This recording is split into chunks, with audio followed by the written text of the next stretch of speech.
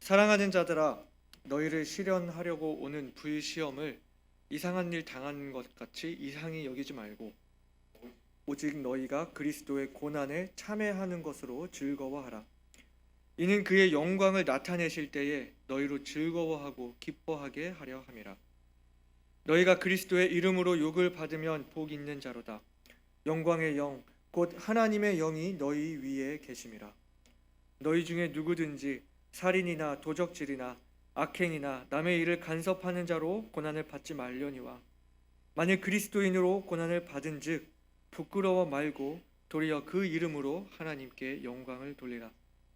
하나님 집에서 심판을 시작할 때가 되었나니, 만일 우리에게 먼저 하면 하나님의 복음을 순종치 아니하는 자들의 그 마지막이 어떠하며, 또 의인이 겨우 구원을 얻으면 경건치 아니한 자와 죄인이 어디서리요. 그러므로 하나님의 뜻대로 고난을 받는 자들은 또한 선을 행하는 가운데 그 영혼을 미쁘신 조물주께 부탁할지어다. 아멘. 아버지 하나님, 오늘 우리에게 주신 이 귀한 말씀을 인하여 주님께 감사드립니다. 주님 앞에서 주님의 말씀 대언하는 종의 입술을 주관하여 주셔서 주님 하나님의 말씀이 우리 마음에 떨어질 때에 우리들이 주님께서 원하시는 그 모습으로 말씀 앞에 반응할 수 있도록 이 시간 축복하여 주시옵소서. 감사드리며 예수님 이름으로 기도드리옵나이다. 아멘. 자리에 앉으시겠습니다.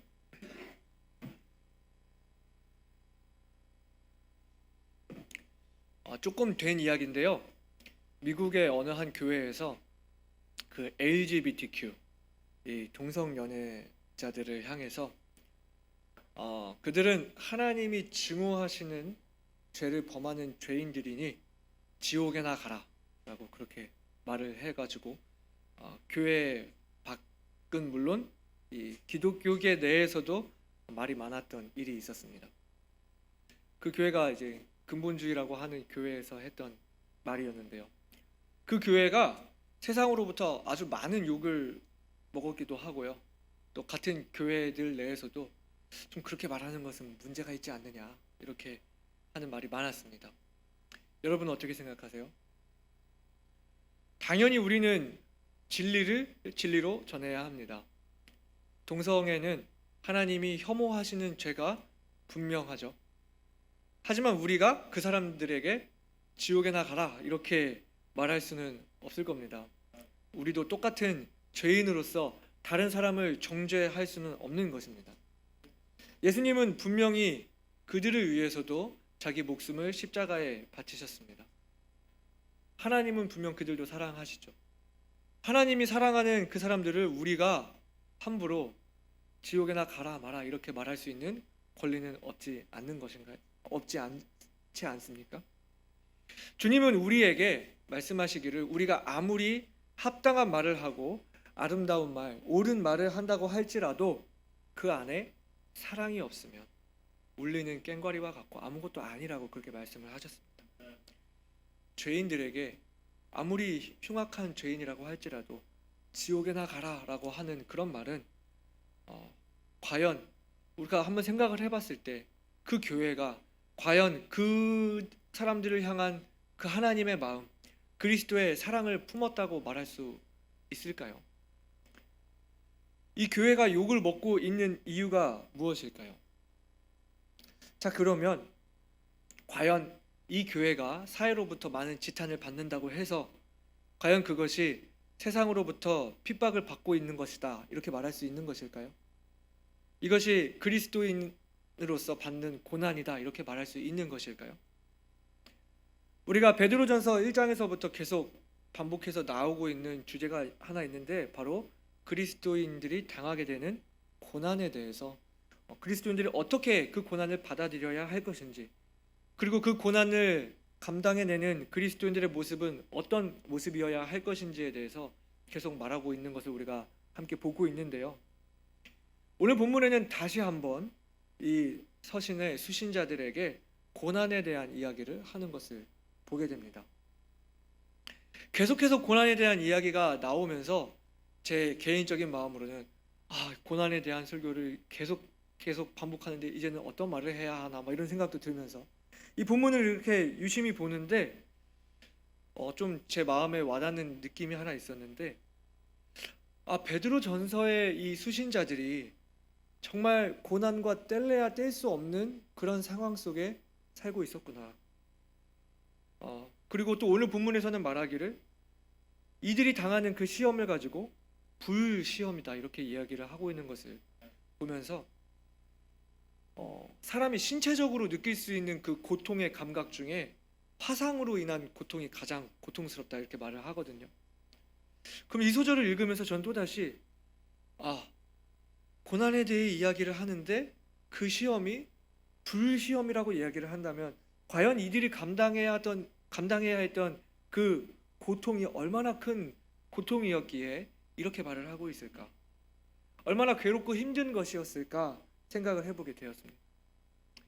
당시 그리스도인들이 받아야 했던 그 사회적인 경멸, 또 직접 피부로 와닿는 핍박, 또 현실의 삶 속에서 당해야 하는 그 피해와 고통들을 생각하면서 과연 오늘날 지금 우리들이 이와 같은 상황에 있다면 우리는 이러한 고난을 견딜 수 있을까 하는 그런 생각을 해보았습니다.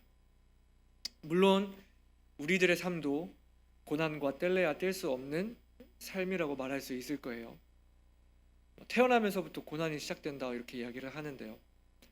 사연 없는 사람이 없을 거고요. 이 땅을 사는데 힘들지 않은 일이 무엇이 있겠습니까마는 오늘 본문이 말하고 있는 그 고난은 우리가 살면서 개인적으로 살기 힘든 것에 대한 그런 것을 이야기하는 것이 아니라 그리스도인이기 때문에 받게 되는 고난에 대해서 말하는 것을 보면서 오늘날 우리들이 과연 그리스도인이기 때문에 받게 되는 고난에 대해서 함께 생각을 해보고자 합니다. 이 세상에서 사는 것이 물론 힘들지만은 이 세상을 그리스도인으로서 사는 것은 분명 더 힘든 일입니다. 더 높은 가치, 더 거룩한 가치를 추구하기 때문에 더 높은 책임과 더 강한 자기 절제가 요구되어집니다. 베드로전서 1장에서부터 베드로는 말하기를 듣는 이들에게 근신해야 할 것을 말하고 있지 않습니까? 그리스도인이기 때문에 거절하지 않아도 되었던 일을 거절해야 하는 일이 많이 생겨났습니다. 그리스도인이기 때문에 그동안 열심을 내지 않던 일에 대해서 열심을 내야 하는 일들이 생겨났습니다. 그리스도인이기 때문에 타협하지 말아야 할 것들이 늘어났습니다. 내가 좋은 그리스도인이 되려고 하면 할수록 자기를 더욱 다스리고 자기를 복종시켜야 하는 그 무게감이 더해집니다. 더하면 더했지 세상 사람들보다 덜 힘들다고 말할 수는 없을 것 같습니다. 그리고 또한 성경도 마찬가지로 그리스도인의 삶이 절대 쉬운 길이라고 말하고 있지 않습니다. 사람들이 찾지 않는 좁은 길이라고 말하고 있고요. 세상으로부터 핍박을 당하게 되어 있다고 말씀하고 있습니다. 그러나 그 끝은 생명의 길이고 영광스러운 길이다 이렇게 말씀을 하고 계시는데요. 근데 제가 오늘 이 시간 이 자리에서 여러분과 나누고 싶은 말은요. 그리스도인다운 삶을 살기 위해 우리 자신의 육신을 제어하고 우리 그 옛 본성과 싸우는 것, 옛사람과 싸우는 것, 세상의 유혹과 맞서 싸우는 것이 오늘 본문이 말하고 있는 고난이 아니라는 것입니다. 오늘 본문이 말하는 고난은 제가 방금 말한 것처럼 스스로 자신을 절제하고 끊어내야 하는 그 어려움으로 인한 힘듦을 말하는 것이 아닙니다. 이것은 믿지 않는 사람들, 사회로부터 받게 되는 모욕과 경멸을 의미하는 것인데요. 여러분, 이 신약 성경에 그리스도인이라고 하는 말이 많이 나올 것 같지만 총 3번 나옵니다. 첫 번째는 사도행전에서 그 안디옥 교회 성도들이 사람들로부터 그리스도인이라고 불림을 받게 되었을 때 그때 한 번 나왔고요. 두 번째는 사도 바울이 아그리빠 앞에서 복음을 전했을 때 아그리빠가 사도 바울에게 네가 나를 그리스도인이 되게 하려 하는도다 라고 할 때 그때 이 말이 나왔고요. 그리고 마지막 오늘 본문에서 그리스도인이기 때문에 받는 고난에 대해서 말하면서 이렇게 3번 그리스도인이라는 단어가 나옵니다. 그런데 이 신약 성경에서 그리스도인이라고 할 때 그 의미는 예수님을 추종하고 따르는 사람들을 이렇게 높여서 부르는 말이 아니라 교회 성도들을 향해서 조롱과 경멸의 의미가 담겨 있는 말이라는 것을 우리가 그 그리스도인이 등장하는 그 본문을 읽어볼 때 문맥을 통해서 알 수 있는데요. 여러분이 이런 말 많이 여태까지 들어보셨을 것 같아요. 그리스도인이라고 하는 말이 우리가 속해 말하는 예수쟁이 이렇게 비하해서 하는 말이다 하는 말 여러분 많이 들으셨을 것 같아요. 그렇기 때문에 오늘 본문에서 그리스도인으로서 받는 고난이라고 할 때 그것은 내 스스로 감당해야 하는 어떤 책임에 대한 의미가 아니라 세상으로부터 외부로부터 받는 그 압력과 핍박을 말하고 있다는 것을 우리가 알아야 합니다. 이 초대교회 성도들은요, 유일하신 하나님을 믿었기 때문에 황제 숭배를 거부해야 했습니다. 핍박을 피해서 숨어서 예배를 드려야 했고 그 때문에 숱한 오해들을 받았습니다. 주의 만찬에 대해서, 이들의 침례에 대해서, 이들이 가지고 있고 이들이 지키고자 하는 그 믿음에 대해서 이상한 종교 행위를 하는 사람들이라는 오해를 받고 지탄을 받고 또 실제적인 그런 핍박들을 받아야만 했습니다. 이 사람들은 세상 사람들과는 다른 원리로 살아왔기 때문에 세상의 미움을 받았습니다. 이들이 받은 핍박은 자신의 목숨까지도 내어놓아야 하는 참혹한 고난이었습니다.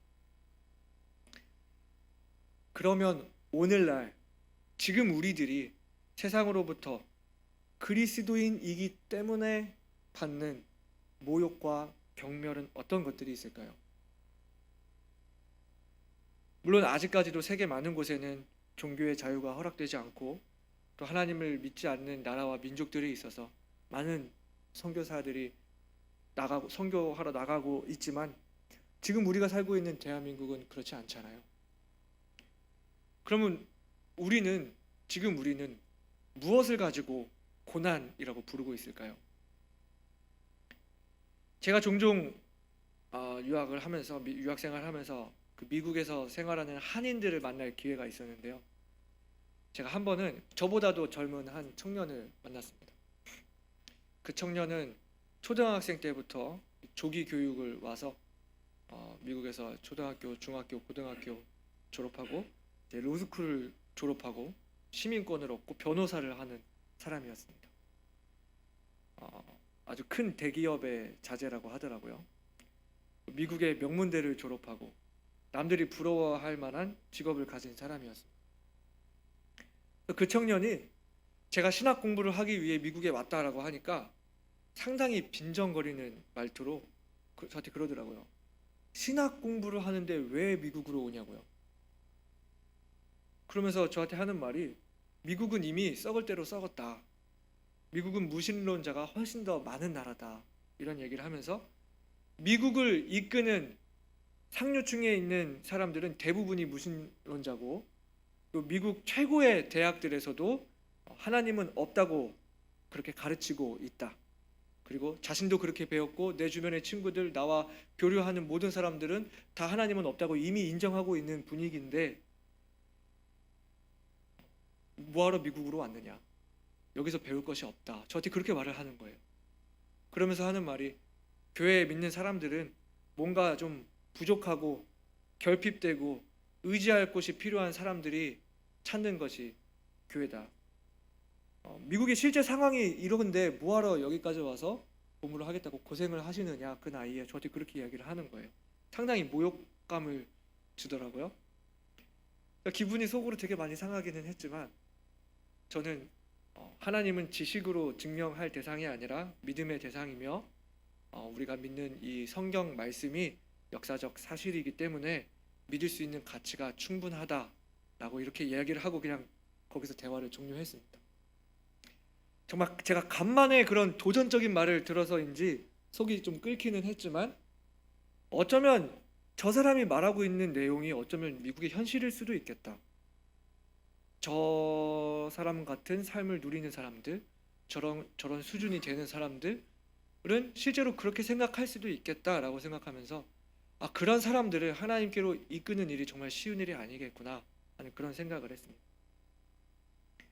그런데 정말 진지하게 오늘날 우리가 그리스도인이라는 이유로 세상으로부터 조롱받고 경멸당하는 이유가 무엇일까 생각해 볼 때 어쩌면 우리는 우리의 믿음으로 인한 것이 아니라 우리들의 행실이 그리스도인답지 못해서 우리 자신은 스스로를 그리스도인이라고 하며 무슨 대단한 믿음을 소유한 것처럼 말하지만 실제 우리들의 행동은, 우리들의 삶의 모습은 믿지 않는 사람들과 다를 것이 없어서, 아니 어쩌면 더욱 악한 모습이어서 맛을 잃고 땅에 버려지고 사람들에게 밟히는 그 맛 잃은 소금과 같은 모습이어서 세상으로부터 욕을 먹고 있는 상황이 더 맞지 않은가요?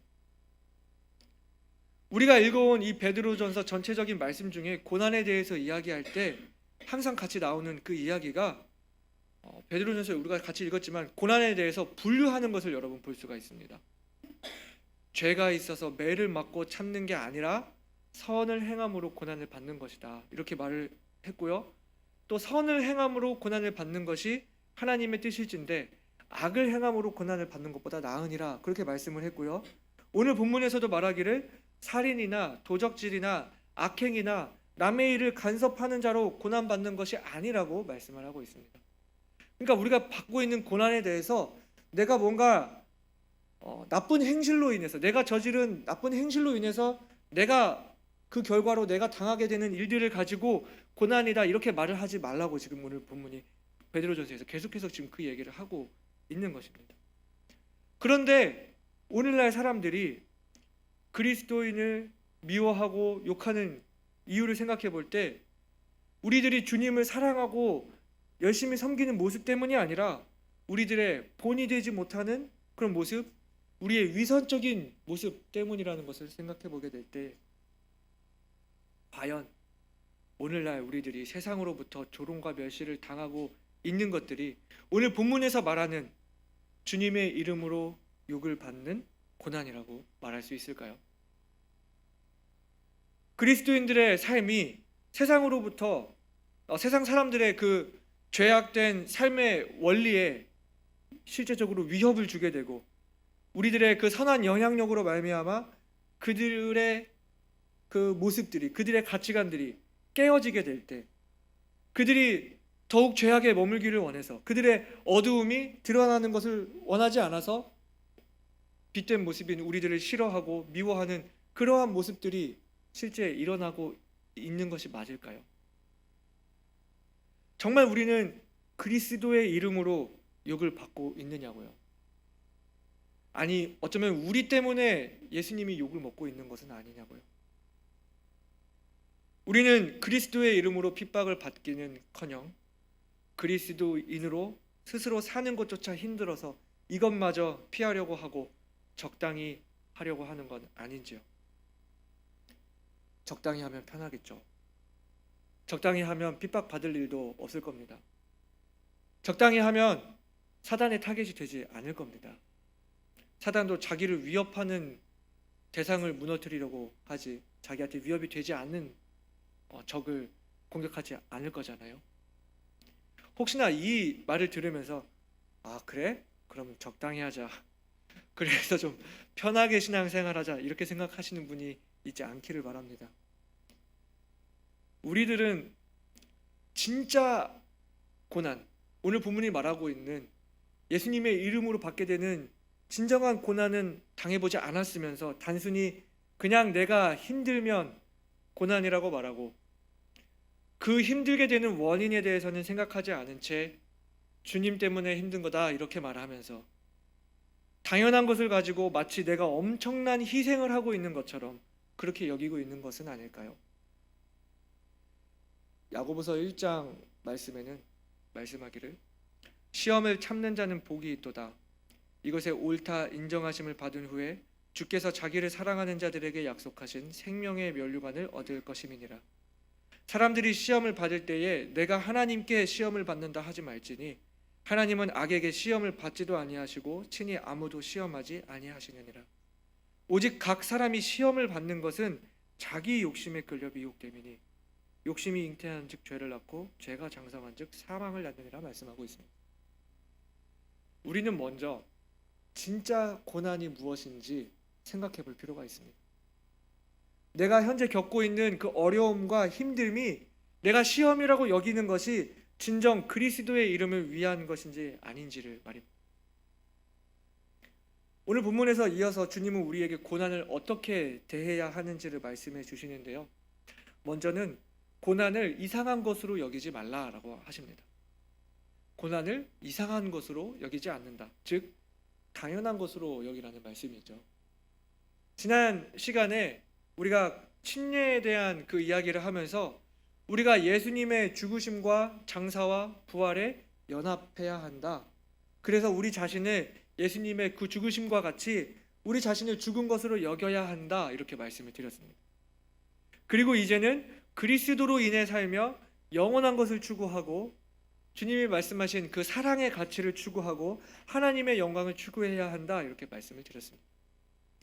예수님의 죽으심과 장사와 부활에 연합했다는 것은 곧 예수님이 받으실 영광도 우리가 거기에 연합할 수 있는 것이며 그 전에 예수님이 받으셔야만 했던 고난에도 함께 연합한다는 것을 의미합니다. 로마서 8장 16절과 17절 그렇게 말씀하고 있는데요. 성령이 친히 우리 영으로 더불어 우리가 하나님의 자녀인 것을 증거하시나니 자녀이면 또한 후사 곧 하나님의 후사요 그리스도와 함께한 후사니 우리가 그와 함께 영광을 받기 위하여 무엇을 받아야 한다고요? 고난도 함께 받아야 될 것이니라 말씀을 하고 있습니다. 이것이 우리가 주님이 받으신 그 대속의 고난을 우리가 받을 수 있다 하는 그런 말은 아니지만 우리가 하나님 아버지의 뜻을 이루기 위해 우리들을 죄에서 구하시기 위해 고난을 기꺼이 당하셨던 그 예수님의 모습처럼 우리도 주님을 위해 기꺼이 고난을 감내하는 모습이어야 한다는 것이죠. 우리 주님께서 어떻게 말씀하셨습니까? 예수님께서 제자들에게 직접 가르치실 때 말씀하시기를 세상이 너희를 미워하면 너희보다 먼저 나를 미워한 줄을 알라 말씀하시면서 너희가 세상에 속하였으면 세상이 자기의 것을 사랑할 터이나 너희는 세상에 속한 자가 아니요 도리어 세상에서 나의 택함을 입은 자인 고로 세상이 너희를 미워하느니라 말씀을 해주셨어요. 즉 진정으로 주님을 사랑하고 진정으로 주님을 위해 사는 사람은 세상으로부터 미움을 받는 것이 당연하다는 것입니다. 우리가 세상으로부터 어떤 미움을 받고 있지 않다면 그건 다행이다 하고 안도해야 할 일이 아니라 한번 내 자신의 모습을 돌아봐야 할 일이라는 거죠. 내가 정말 주님을 바르게 섬기고 있는지, 내가 진정 주님을 사랑하는 모습으로 살고 있는지 돌아봐야 한다는 일입니다. 그리고 우리가 고난을 대해야 하는 자세에 대해서 또 주님 말씀하시기를 최후에 있게 될 심판을 기억하라 말씀하십니다. 오늘 본문에 돌아와서 17절과 18절 말씀을 보시면 하나님이 심판하실 것을 말씀하시는데요.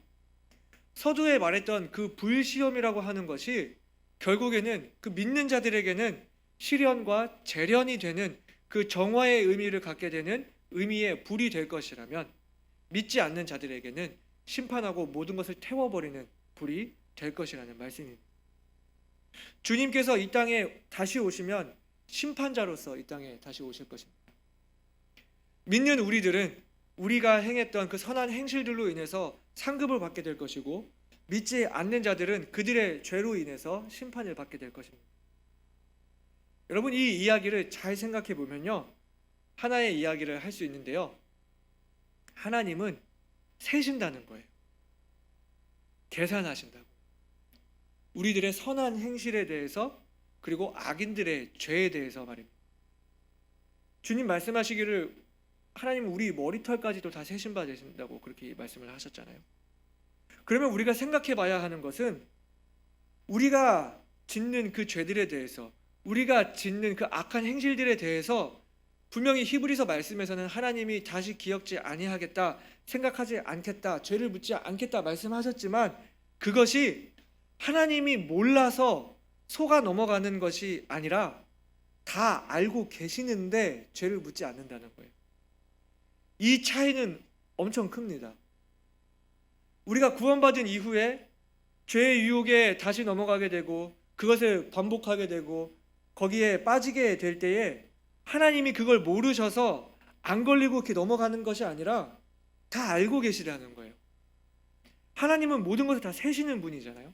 우리의 선한 행실에 대해서 상급을 주시려고 작은 것 하나하나 세시는 분인데, 악인들의 죄에서도 그들이 나중에 변명할 수 없도록 다 셈을 하고 계시는데, 과연 우리들이 짓는 죄에 대해서 모르시겠냐는 거예요.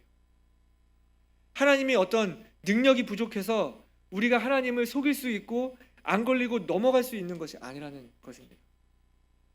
그리고 실제로 어떤 때는 하나님께서 우리를 가르치시기 위해, 우리를 바른 길로 인도하시기 위해 때로는 우리 삶 가운데 우리를 치시기도 하시고 우리에게 벌을 주실 수도 있어요. 그래서 계속 베드로가 하는 말이 무엇입니까? 근신하라. 고난 속에서도 선을 행하라. 핍박 가운데서도 사랑하라. 왜요? 그것이 주님께 셈이 되고 있기 때문입니다. 그렇기 때문에 우리가 그리스도로 인한 고난 가운데 있을 때 그것이 내 믿음의 반증이 된다는 것을 이해하고, 하나님의 심판에서 일어날 우리의 상급, 그리고 세상이 받게 될 그들의 최후, 이 역전의 역사를 생각하고 이겨내라는 말씀입니다. 그럼 이제 이 말씀을 우리 삶에 적용해 보기를 원합니다. 여러분은 그리스도의 이름으로 고난 받을 각오가 되어 있으세요? 세상에 고난을 좋아하는 사람이 어디 있겠습니까? 어떻게 고난을 기뻐 받을 수 있겠습니까? 지난 주일에 점심 식사를 하면서 나온 이야기인데요. 얼마 전에 태풍이 우리나라에 휩쓸고 갔잖아요. 네, 태풍이 확 이렇게 휩쓸고 가게 되면 위험 반경인, 여러분 기준에서 이쪽이죠. 이 동쪽과 남쪽에는 이제 인명 피해도 있었고 또 침수로 인해서 많은 재산을 잃기도 했는데요. 좀 덜 위험한 서해 쪽에 가면요, 바람으로 인해 고기들이 밀려와가지고 썰물이 되면은 얻을 것이 많답니다. 그래서 태풍이 온다고 하면 그 동네 주민들은 조용히 바다로 나온다고 하더라고요. 제가 그 이야기를 들으면서 참 흥미롭다 이렇게 생각을 했어요. 같은 태풍 예보를 뉴스에서 같은 태풍 예보를 하는데 어느 누구는 걱정의 태산이고 어쩌면 어느 누구는 내가 무엇을 얻게 되리라 기대하는지도 모르겠어요. 오늘 말씀은 말씀합니다. 누구에게나 고난은 있겠지만 특별히 신실한 그리스도인들에게 큰 고난이 찾아올 것이다 라고요. 여러분의 반응은 어떠시나요? 그 다가올 고난이 두려우시나요? 그 고난을 어떻게든 피하고 싶으시나요? 아니면 그 고난을 통해 내가 얻을 것이 무엇이 있지 않을까 조심히 기다리시나요? 혹시나 여러분의 마음에 고난을 두려워하는 마음이 있다면 한번 우리 마음을 돌아보자고요. 내가 무엇을 두려워하고 있는지, 그 이유는 무엇인지요. 지금 우리가 믿음이 자유롭게 허락된 복받은 시대에 살면서 세상 사람들과 같은 마음으로, 세상 사람들이 보는 것과 똑같은 시각으로, 세상 사람들이 얻기 원하는 그 같은 만족을 우리가 원하면서 그것을 스스로 절제하기 힘들어서 고난을이라고, 고난받는다고 그렇게 우리가 말하고 있는 것은 아닌지요. 주님을 향한 내 당당한 믿음으로 인해 모욕당할 것을 두려워하는 것인지, 아니면 내가 그리스도인이라고 말은 하면서 세상 사람들과 전혀 다를 것이 없는 온전치 못한 못난 내 모습이 욕먹게 될 것을 두려워하고 있는 것인지 말입니다. 내가 그리스도인으로 살기가 쉽지 않아서가 아니라 진정으로 나의 삶을 통해 하나님이 영광 받으시기를 바라고 이로 인해 오게 될 고난도 감수하겠다는 그런 마음인지 우리의 마음을 돌아보길 원합니다. 혹시나 우리가 단순히 어려워하고 두려워하는 것이 우리의 개인적인 짐이라면 그것은 주님 앞에 내려놓아야 할 것입니다. 주님 말씀하시기를 수고하고 무거운 짐진 자들아 다 내게로 오라 내가 너희를 쉬게 하리라 그렇게 말씀하고 계시지 않습니까? 주님은 우리에게 말씀하시기를 고난을 이상한 것으로 생각하지 마라, 놀라지 마라, 두려워하지 마라, 걱정하지 마라 말씀하시고 고난을 통해 얻게 되는 영광이 있음을 우리에게 말씀하고 계시는데 우리는 그저 고난을 피하려고만 생각하고 적당히 하려고 하고 어떻게든 좀 편하게 하려고 하고 뭔가 내가 부담이 되는 것은 한 걸음 물러서려고 하는 그런 생각을 하고 있는 것은 아닌지요. 우리는 진짜 고난이 무엇인지를 알지 못하면서 고난이 아닌 것을 고난이라고 여기며 한 걸음을 더 내딛지 못하고 있지는 않은지요. 바라기는 저와 여러분이 오늘 이 시간 주님의 이름으로 받는 고난이 무엇인지에 대해 알고 그 고난을 기꺼이 받아들이고자 하는 믿음을 갖게 되기를 소원합니다.